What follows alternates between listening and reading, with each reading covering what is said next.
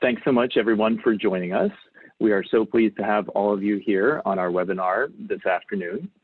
Our intention with this webinar is to provide information, insights, and examples that will support nonprofits in taking bold action to support the vital work that your organizations do. Especially in these challenging and uncertain times, it's critical to align your resources to maximum benefit. And in this case, we're going to be talking about your CRM or donor database and frontline fundraising tools. Before we get going, just a few housekeeping notes. We will be recording this presentation and we will share a link with registrants. We're very eager to hear and answer your questions, and we've reserved time at the end of the presentation to do that. So please drop questions in the Q&A or the chat as we go, and we'll respond at the end of the presentation, time permitting. So being mindful of time, let's go ahead and jump in with introductions. So I'm Seth Merritt with Jackson River, a Director of Business Development here, and your humble Master of Ceremonies. And I'll pass the baton to my colleague, Jenny Corman, who will introduce herself, and Jet Winders from Heller Consulting. Take it away, Jenny. So I'm Jenny Corman. I'm the VP of Operations and Technology Initiatives here at Jackson River. I've been here at Jackson River working with a variety of nonprofits, both from the professional services capacity as well as managing our product team for about 8 years. And prior to that, I was at the ACLU where I managed all of their online initiatives and also helped to choose Springboard as their online engagement platform. Jet? Yeah, thank you. I'm Jet Winders. I'm the Director of Business Development at Heller Consulting. And boy, do I need a new headshot. I've got my post-quarantine mustache going on here. I've been with Heller Consulting for just over a year now, where we really do help organizations focus in on that, central CRM database. In my 8 years prior to Heller Consulting, I was at a digital agency doing online marketing and fundraising campaigns for nonprofits. And so I really got to see the sort of end user side of all that data and segmentation. And so much of what we were able to do in terms of strategy and fundraising for our clients was driven by the sort of technology decisions that organizations had made and what they had in place and what we had to work with. So that's why I'm excited to be sharing some more about the technology landscape in today's presentation. So that's a good segue into the agenda for today.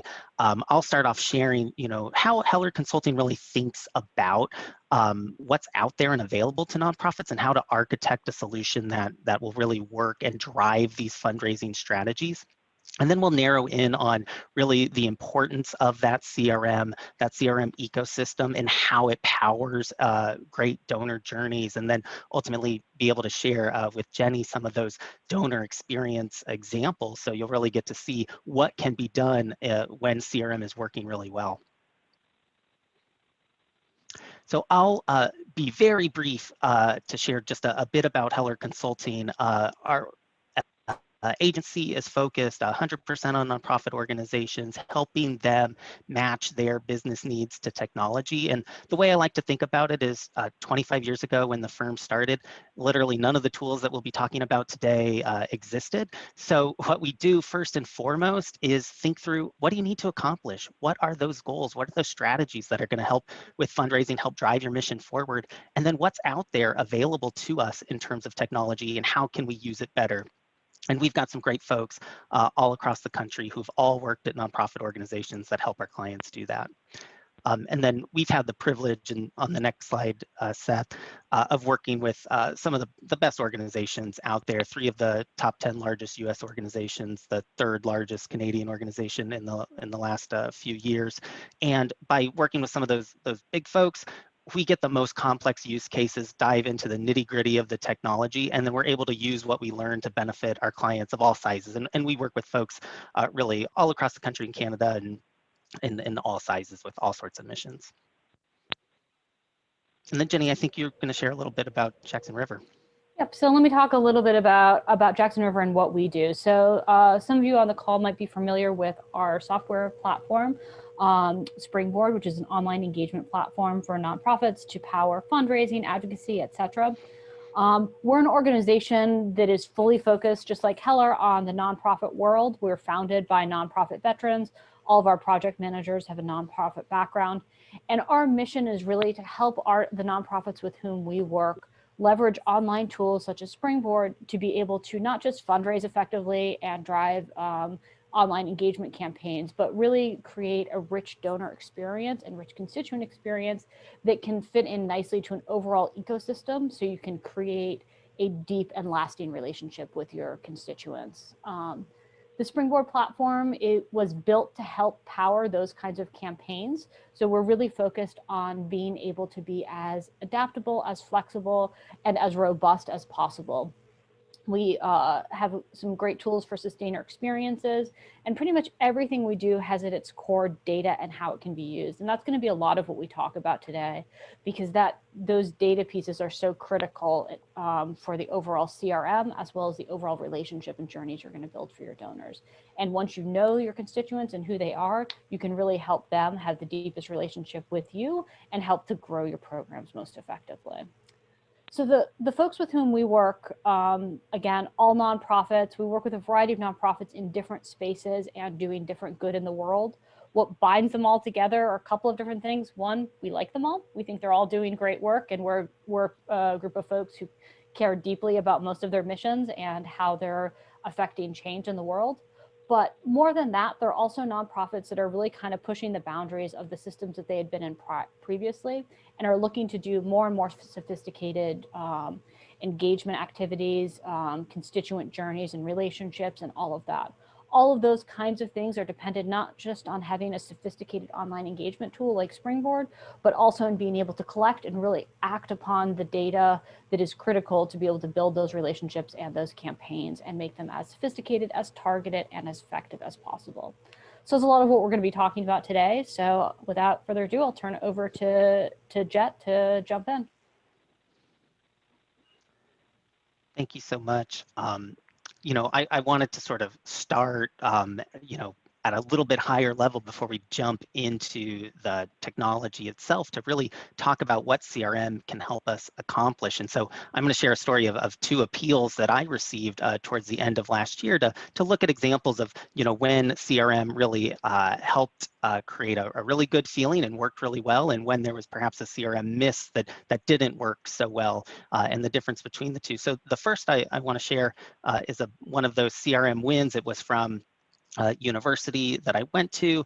I make a modest annual gift to them every year, and have done so for the last 10 years. They sent me a direct mail piece that had a little bit of a sticker premium in it as part of the piece. And that's in contrast to the CRM miss, which was an online appeal and from a global humanitarian organization. It's actually an organization I give much more to and have for many years now. And it was an end of the year email asking me to make a gift at the end of the year. And why that win was a win, if you jump to the next slide, that win was personalized. It had, my name and my giving history, but it really acknowledged the length of time I had been a donor to the university. It included an envelope for an additional gift, incentivizing future giving. It helped really make me feel good that I really had stuck with my giving, and really primed me to continue to give that annual gift. Universities are really great at this. They've got this down to a science, but they're able to do that because their data works really well. They're able to track your giving and then share that back to you and create all those good feelings and encourage that repeat fundraising. On the miss side, and really why it was so disappointing, was that it was personalized. It had my information, and it included my previous gift information, but it was inaccurate. It was actually saying I hadn't made my gift at the end of the year, and asking me to go ahead and make the gift for that year. Well, it caused some confusion for me. I actually had to go back and check my email and see, like, oh no, I made this gift about 3 weeks ago, and I'm used to be a project manager. I make my gifts every end of the year. So it left me a little bit confused. And, perhaps next year it might give me pause. Now, I'm committed to this organization and I'm likely to continue to give to them. But, not everyone might feel that way, especially if they're just getting to know an organization. And it just didn't create that sense of confidence that we want to be driving with our longtime donors. So, what really drove that behavior may have something to do with the technology itself. And so the way Heller thinks about the technology and CRM ecosystem, we always start by talking about the big three technology providers to nonprofits.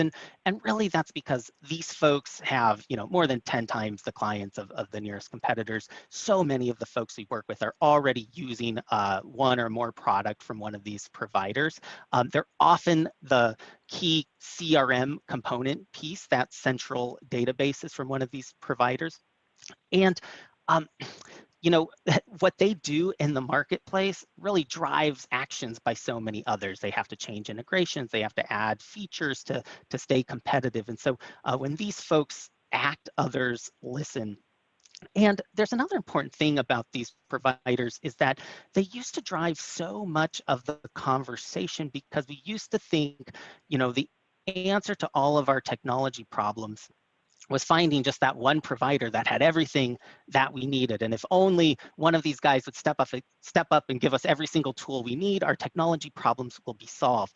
But what we're really finding is an emerging trend where we don't need to look to any single provider to provide us with all the tools and technology that we need.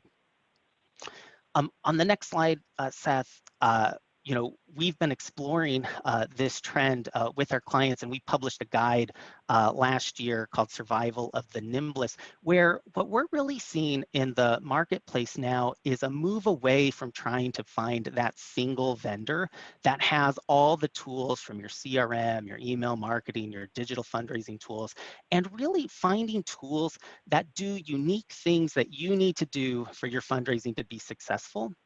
And that as long as you tie those tools together with the right integrations, make sure all of that is working really well, and you can have all the reporting that you need with the business intelligence tools perhaps, that you can ultimately create an ecosystem of technology that functions as a complete CRM solution and ultimately lets you achieve the fundraising strategies that you're looking for. Let's jump ahead. I think this is really well illustrated in the digital tools and the way those have been changing over time. Some of you folks might be familiar with Firefly Partners. They're a fantastic digital agency, and I love this guide they put together every year that looks at online digital tools for nonprofits and tries to think through, what are each of these tools really offering in terms of functionality. They provide a few categories: email marketing, fundraising, peer-to-peer, event fundraising, and advocacy. And you can see, on some tools, they're trying to provide functionality in all of these categories. And that is that kind of idea of, I just need to find the one tool and it'll do everything, right? And if we jump ahead, Seth, we can see how that is different than what some other tools out there are providing. So if you contrast Luminate Online, which has some functionality in each of these categories, to a tool like Pardot, Pardot is really only focused on one of these categories in email marketing and really in the current parlance, marketing automation, with a lot more functionality in this area. They're not trying to do any of those other things. They want to do this one thing really, really well for organizations. So you're not really comparing apples to apples if you're comparing Luminate Online to Pardot. You're comparing Luminate Online to a collection of tools that's going to bring you the functionality that's going to differentiate your program and your campaign strategies from others. So you'd have to pair Pardot with something like Springboard, which we'll see some of those examples today, where they're bringing functionality in these other key areas, and together, integrated with your core CRM, if it all works together, you're going to be able to do really great things, accomplish really big strategies.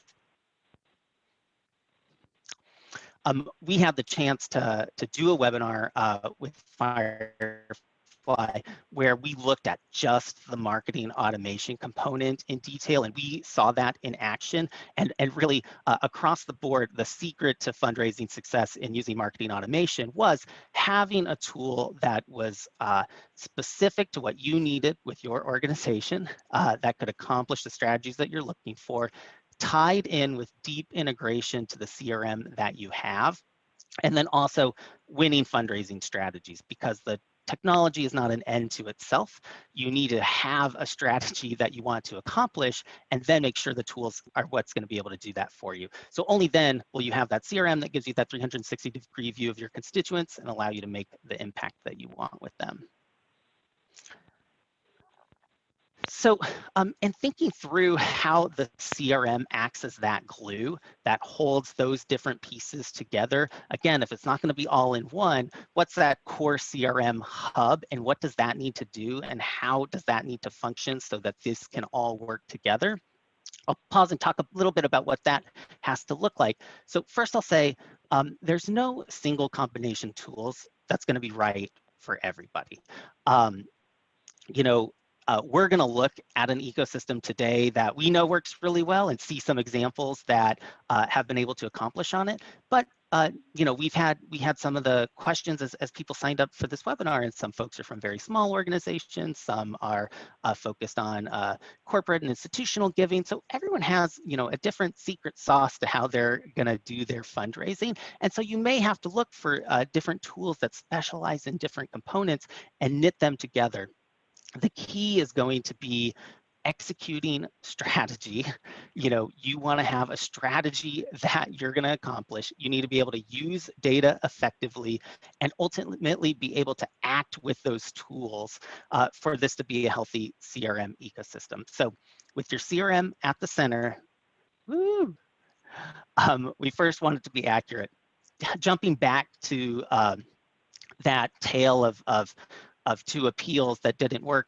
You know, why didn't it work? It was because the information they gave me it wasn't accurate, and it created a cascade of issues because the appeal that they had then asked me for didn't match with what my work actually was.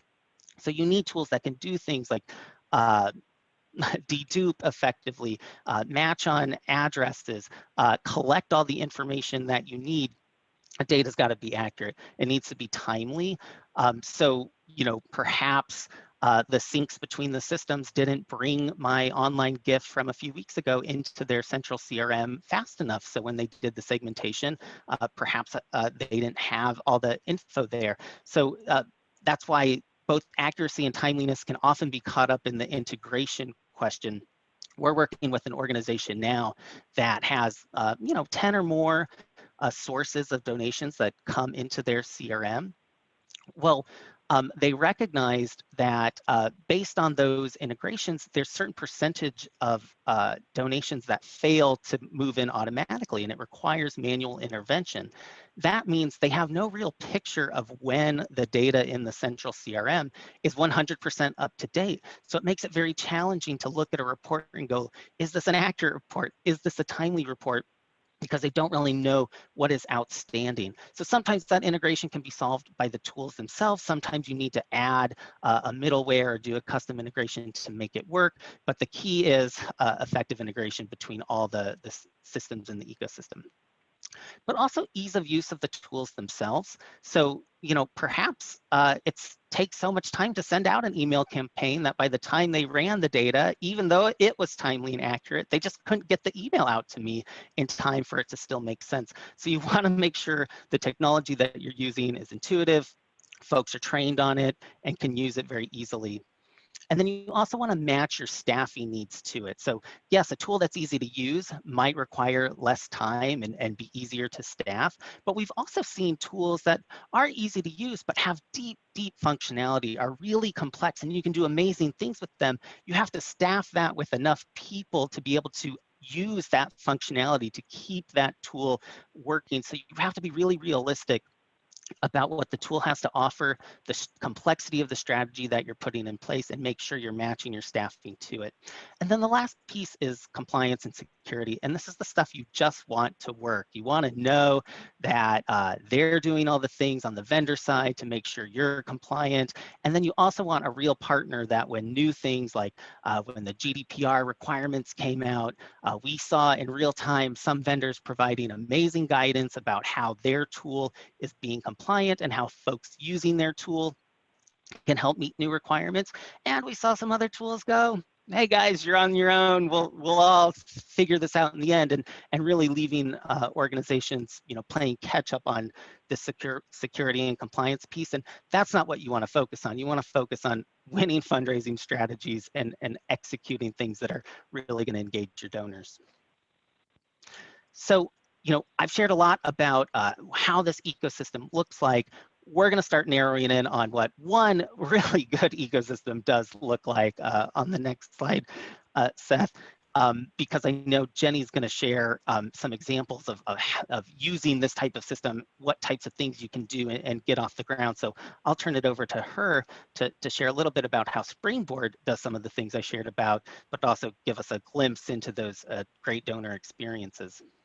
Thanks, Jet. So yeah, what I'll be talking about, as Jet said, is kind of what some of those journeys and donor experiences might look like. And I'm going to be talking about it in the context of the Springboard ecosystem, but a lot of what I'm talking about could be applicable in any other model where systems are playing nicely together and you have the great view of their data.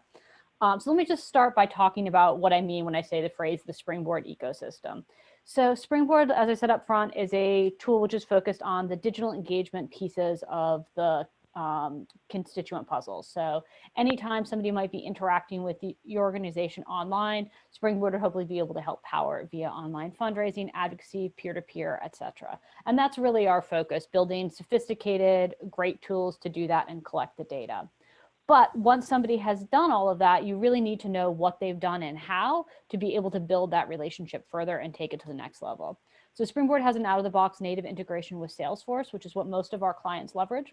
And that automatically will push down all interactive data, all source data, et cetera, from Springboard into Salesforce. So that means on an ongoing basis throughout the day, you can see exactly what your constituents are doing, how, what drove them, et cetera. All of that information then can be available in any other marketing automation tool, such as Marketing Cloud or Pardot, to be able to power constituent journeys, email follow-ups, et cetera. This is, like I said, this is one model. Even with Springboard, we have clients using other models. We have a data warehouse where we also push all of our engagement data. So that could be leveraged with any other CRM system.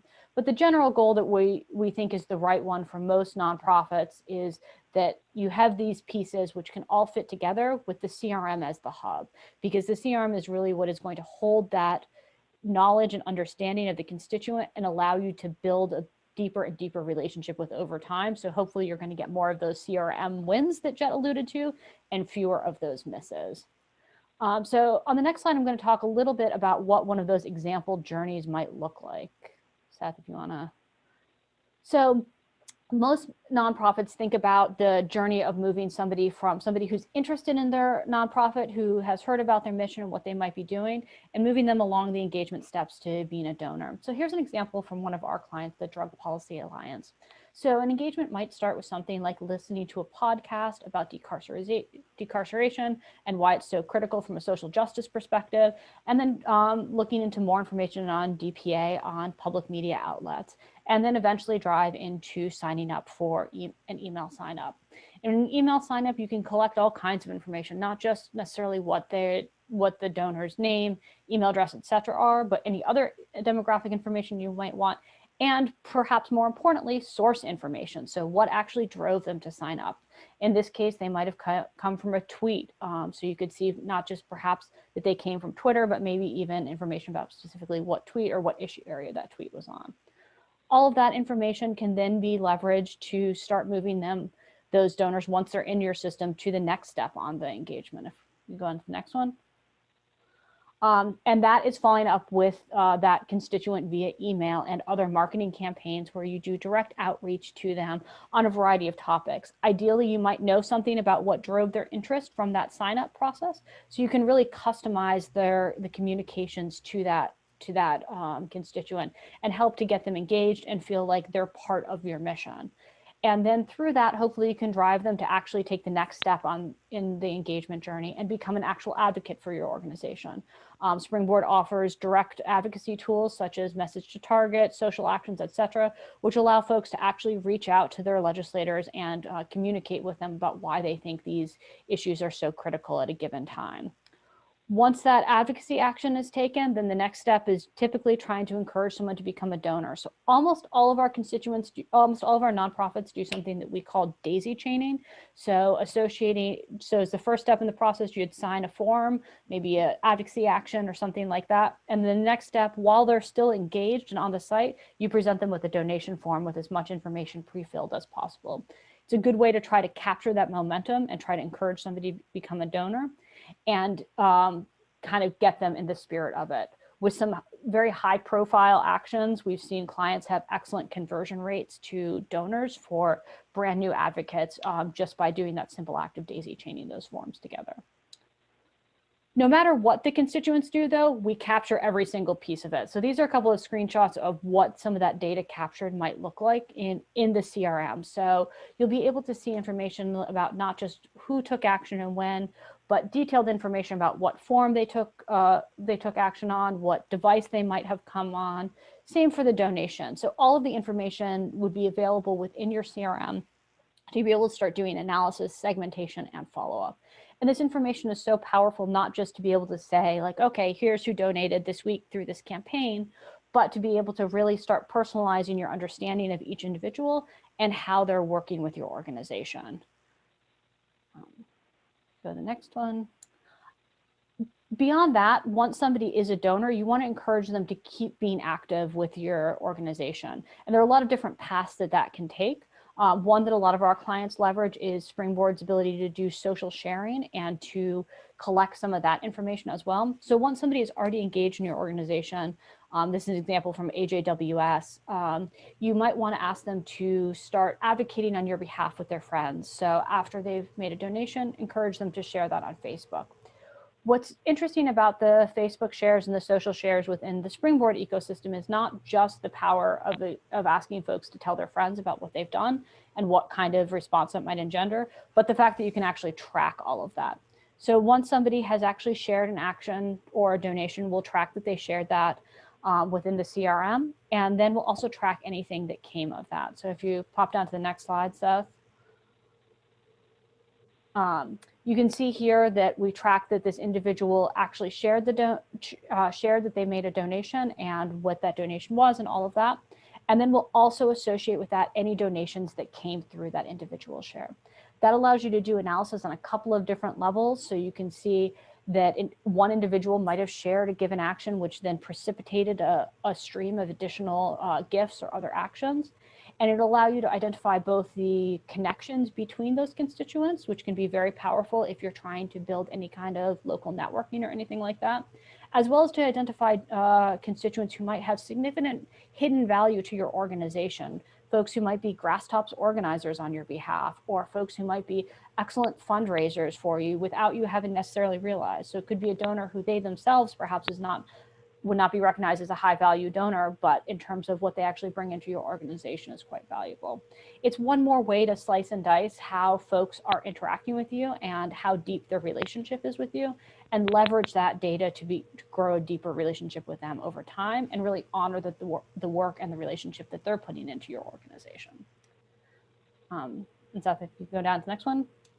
So let me talk a little bit about how you can do that. So once you've got all of that data for those constituents, you can really use that to personalize and keep growing that relationship and analyzing it. So I've got a big old ugly link here at the bottom. I'm sure you all have seen other similar big old ugly links when you click on anything from a nonprofit.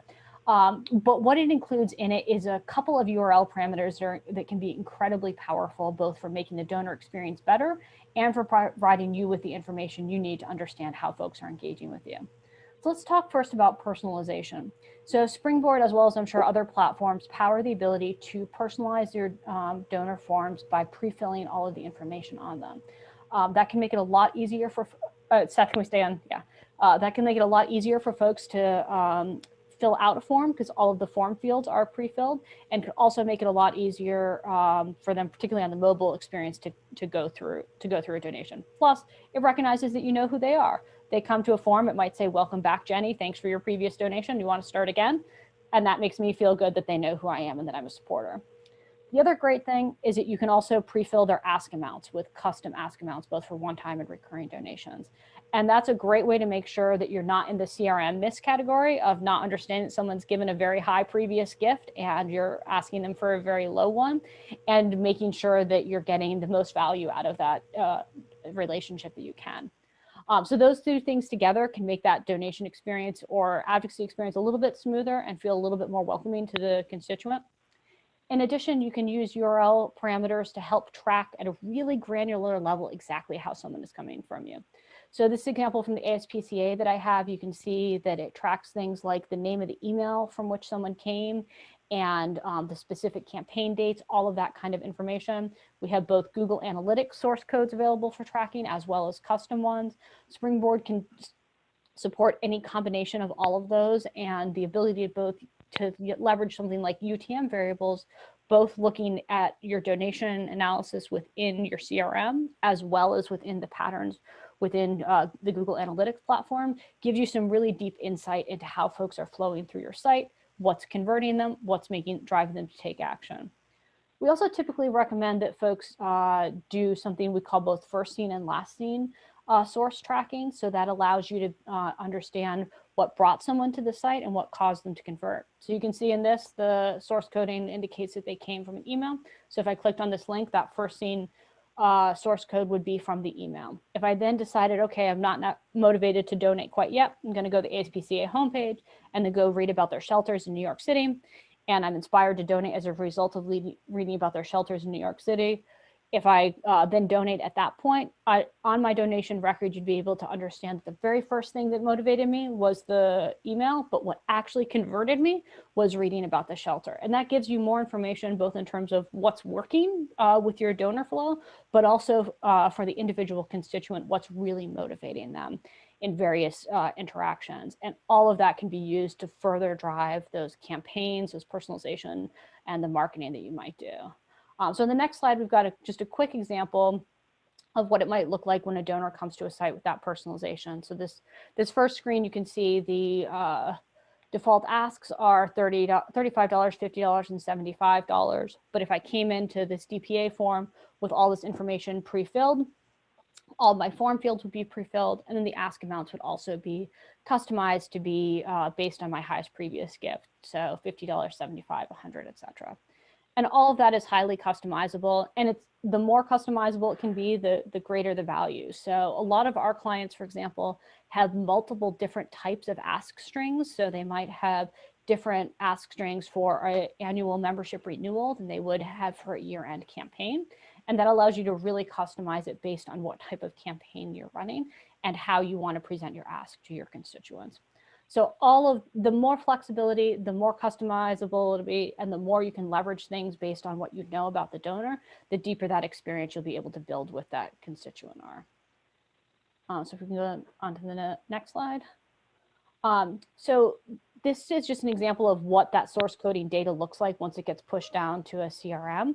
So you can see in here all of the information that I was talking about previously, the first scene, the last scene, the device information, etc., is all present on the donation record. So I can do that analysis about where somebody came from and what actually encouraged them to give. The device information can be particularly helpful if you're ever, for example, launching an iPhone app. You can do some quick analysis to say, okay, I want to send an email to these 10,000 folks whose most recent interaction with us was via an iPhone. Once you have all this information, you can also do analytics within your CRM platform itself to do quick reporting on things like donation by source, or what types of advocacy actions are driving what types of donations, etc. And it will start giving you really rich analysis in terms of what's really working for your organization, as well as allowing you to drive those communications with individuals. So I just want to end talking a little bit about sustainers, because sustainers are kind of the lifeblood of a lot of nonprofits, and maintaining those sustainers once you've brought somebody in and converted them to being a sustainer, it's such a critical aspect of maintaining the overall relationship to those sustainers. The sustainers are often the folks who care the most about your organization and are the most committed, and you want to do the most you can to maintain them as well as possible. So the most basic aspect of that is you want to make sure you're charging them every month. So Springboard's native payment processor, which is powered by Stripe, has the ability to do credit card updates. And that's an incredibly valuable service because if somebody's credit card gets stolen or lost, this allows you to obtain a new credit card number so you can keep charging that new number on a monthly basis. And then also does automated reattempts on a regular basis. You also want to make it as easy as possible for folks to update their sustainer information because those automated updates don't always work. Amex doesn't always participate, for example. And you want to make sure you have ways of getting folks to update their information as easily as possible. And you want to make sure that all of that can be tied together with whatever else donors might expect from you as part of that sustaining donation experience. Finally, you also want to make it as easy as possible for folks to upgrade their sustainer giving because the value of a sustainer comes in a few different forms, but one of the most obvious ones is a repeatable source of monthly income, and being able to upgrade that easily makes a huge difference. In addition, asking folks for a sustainer upgrade honors what their relationship to you is rather than asking them just for a one-time gift. If I got a one-time gift from, say, the ACLU, where I've been a monthly donor for, 15 years, I would be a little bit like, well, I'm already a sustainer. I'm giving you money every month. So why would I give you a one-time gift? If I get a contextual ask that says, thank you for being a monthly donor for 15 years, please increase your gift here, I might be much more inclined to do so. So I have a couple examples of what some of these engagements might look like from some of our different clients. So the most basic is just the ability that Food and Water Watch shows to be able to edit your profile information. So giving folks the ability to log into a donor portal and say, okay, my email address changed or my address changed. In addition, we also offer the ability for folks to be able to actually manage the recurring series themselves through that donation portal. And that can be incredibly powerful for a variety of reasons. The first is it makes it easy for folks to directly update their credit card information if something has changed without you having to be engaged. But beyond that, you also give them a sense of control and power over their relationship with you. So they don't feel like they've just given you your credit card and you're running with it every month, but they feel like they have the ability to interact with you. And that can make it easier for folks to stay committed rather than feeling like they have to pick up the phone and call donor services to make any change. It also helps donor services because they get fewer calls, which I'm sure everybody appreciates. One other tool that we offer within our donor portal, besides just the ability to update your series and change the address, is the ability to skip individual donations. And Seth, if you go back to the previous one, to skip individual donations on a series. And I want to mention that explicitly because it seems counterintuitive that can be a helpful feature. But the reason it is valuable is because if somebody is having a financial trouble, for example, at the beginning of the COVID pandemic, they might call in and try to cancel their series. If you can offer them an alternative where they can maintain their commitment to your organization, but pause while perhaps they're furloughed or undergoing a salary reduction or something like that, it's a great way to honor what they're experiencing while still helping them maintain their commitment to your organization. So the more flexible tools you can offer like that to help maintain that relationship, the better. And finally, we also have the ability for folks to be able to see all of their giving history within the donor portal. And this actually pulls directly from the CRM. So rather than having to see only your online donations within this portal, you can see every donation that you've made. So this is an example from IRUSA. So if this individual had made a donation, let's say both through the Springboard platform and then also through a telemarketing firm, as long as all of that wended its way into Salesforce, would be able to render all of this, and you can choose that annual tax receipt. And that can be a big assist for year-end tax receipting. I know some of our clients, prior to having access to the donor portal, used to send out a yearly email with a PDF, which was a little bit painful for everyone to produce. So it can definitely help to alleviate some of that work as well. And finally, talking about the sustainer upgrade. So as I mentioned, being able to ask folks to upgrade their sustainer gift, not only is it potentially more valuable to the organization than a one-time gift, a $5 monthly increase is a lot more valuable over the lifetime of a donor than a one-time $100 gift. But in addition, it also acknowledges that you know that they're a sustaining donor and that you are asking them in that context. So it helps them to understand exactly what is going on and how they can better support your organization.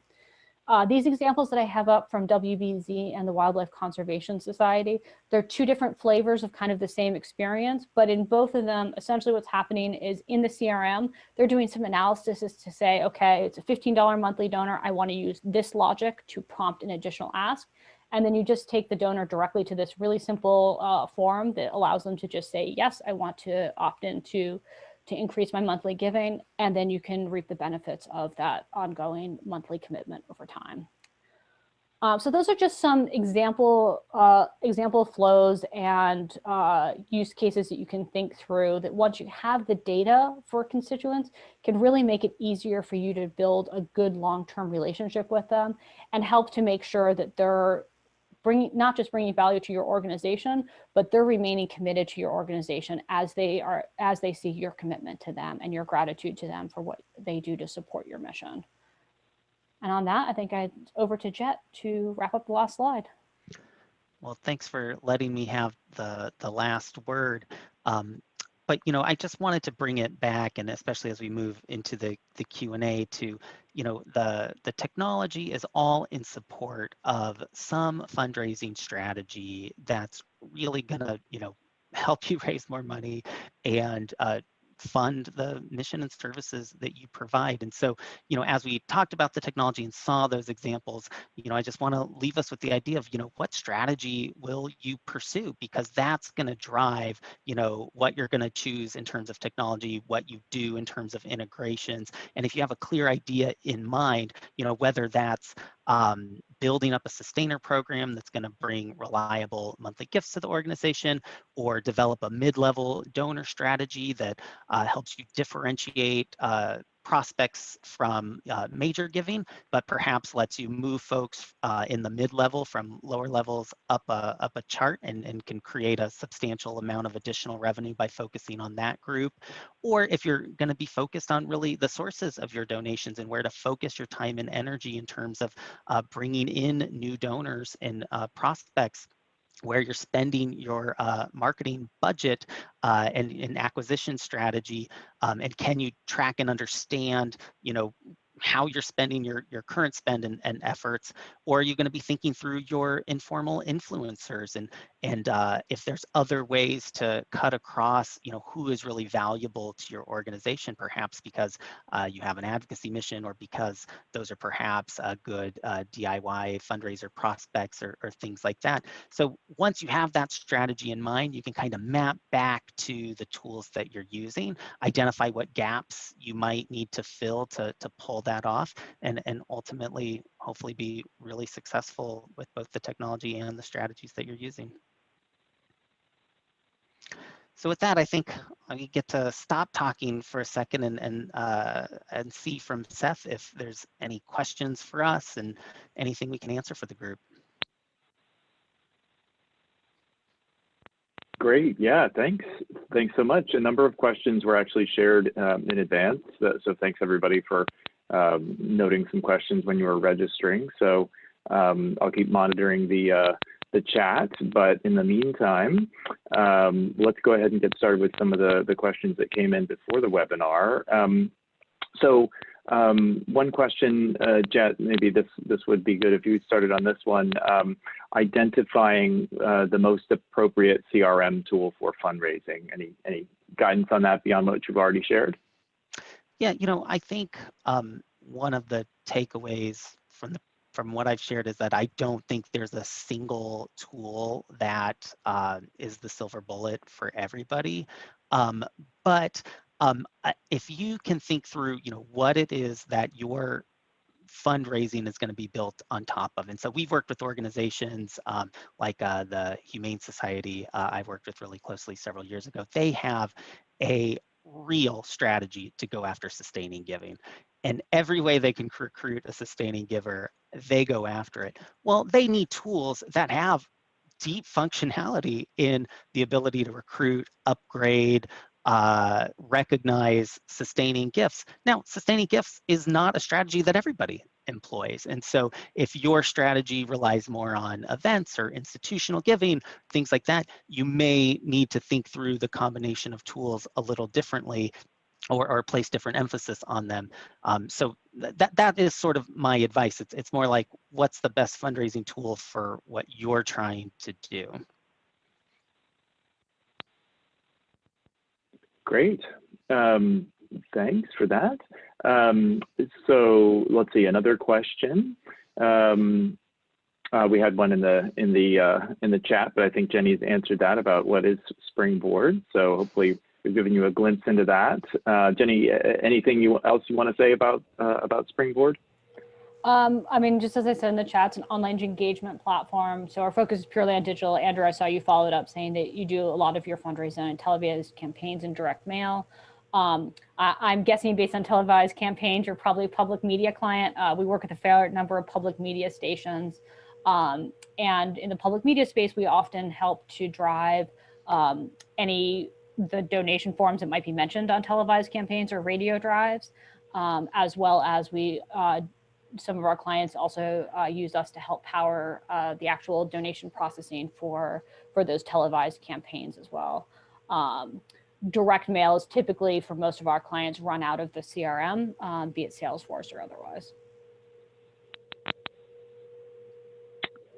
Great. So another question from one of the registrants. Jet, maybe this one would be best for you. Any advice for those who are looking to leverage CRMs for institutional donor fundraising? Yeah, when I think about the institutional fundraising, I think there's still all the great sort of CRM components of being able to track all of your communication. But where I see differentiation in the CRM space in that area is about automating processes and about locking in the way you have found it successful to steward institutional giving, and this works for major giving too, so that when new people come in and start using your system, the system actually guides them through your steps and processes and follow-ups. And that's really the differentiator we see in CRM, is when an organization has already started to develop their secret sauce for how they steward those institutions and major donors. And they're able to customize the system so that it prompts their fundraisers to send that check-in email, to do that phone call, to have an internal meeting, and leads them through the process to be successful. And that's where we see the differentiation. If you're not putting that in place, then most CRMs are just about, you can track all of the contact points, and many CRMs track contact points pretty well.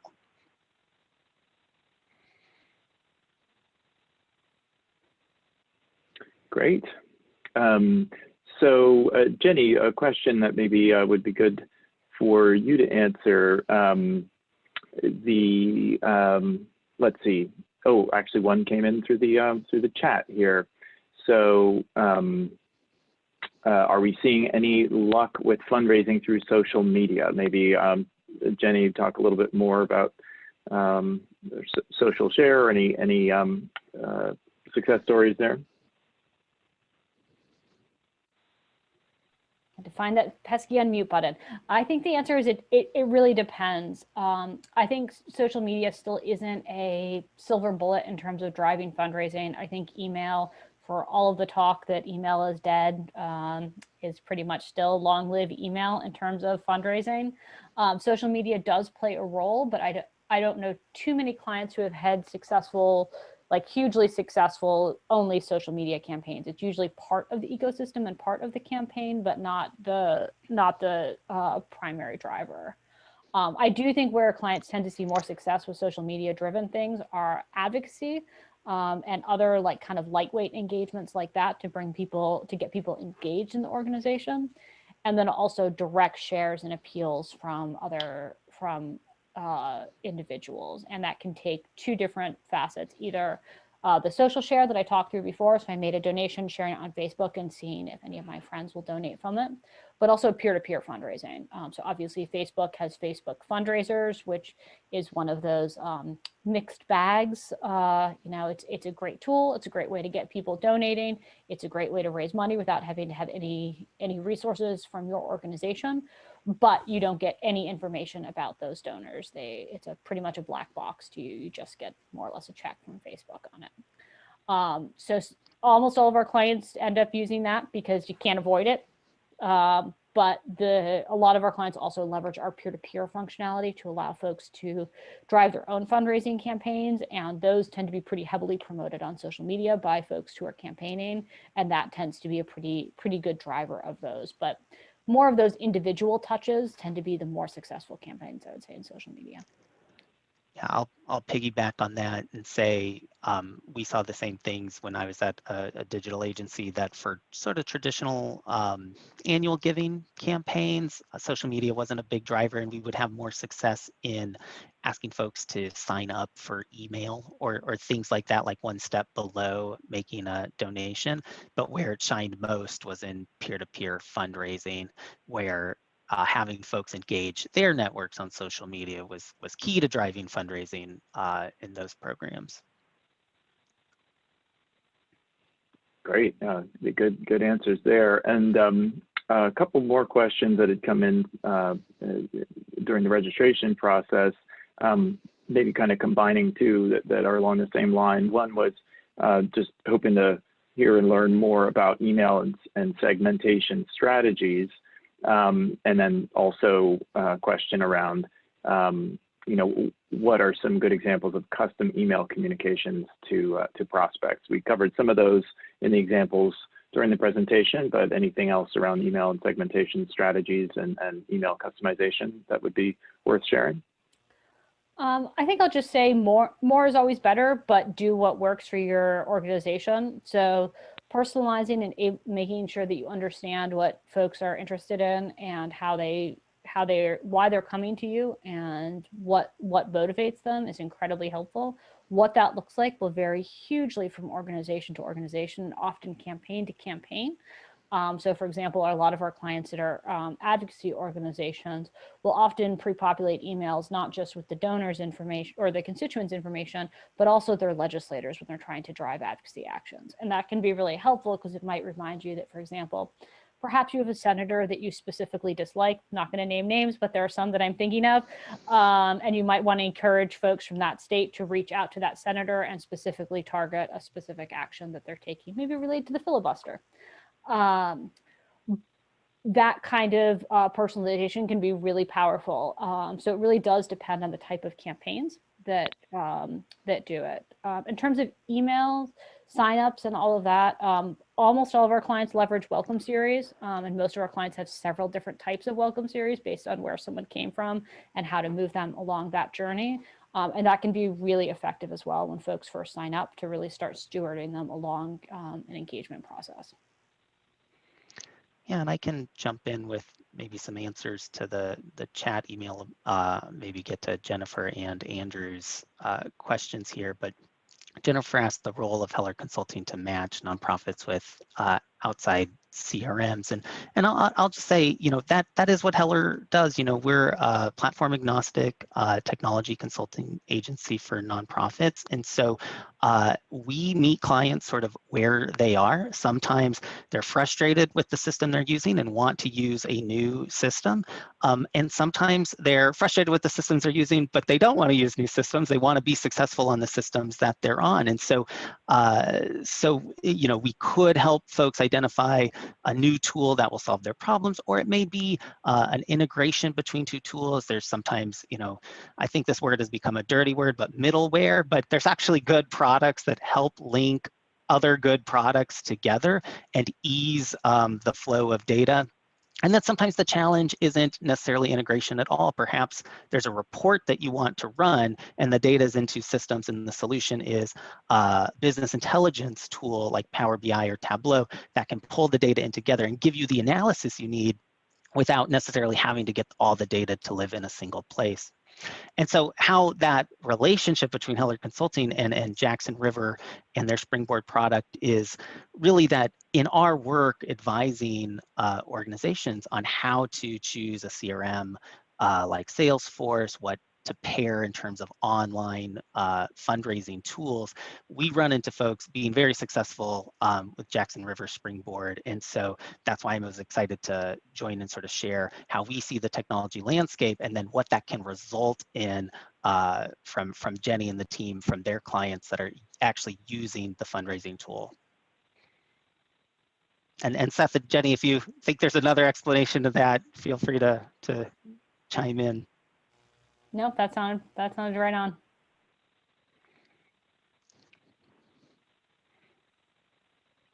Oh, Seth, you might have gone mute on us again. Oh, I'm sorry. And I think that's about that sounds like a good place maybe to wrap it up here. We're at about the top of the hour. And yeah, in summation, yes, we would love to work with nonprofits that, are looking to solve these challenges with direct response fundraising and getting the most out of your CRM. So I've got here on the screen ways that you all can get in touch with us if you're interested in our products and services, either Heller Consulting or Jackson River. So with that, we thank you again so much for your time. Thank you to Jet and Jenny for lending your expertise here. And we will see you out on the road, as they say, hopefully. So Jet and Jenny, anything else from you? Well, thanks for hosting me, and excited to be answering the questions, and hope to be in touch with some folks. Yeah, thanks for everyone's time. It was fun talking this through with y'all.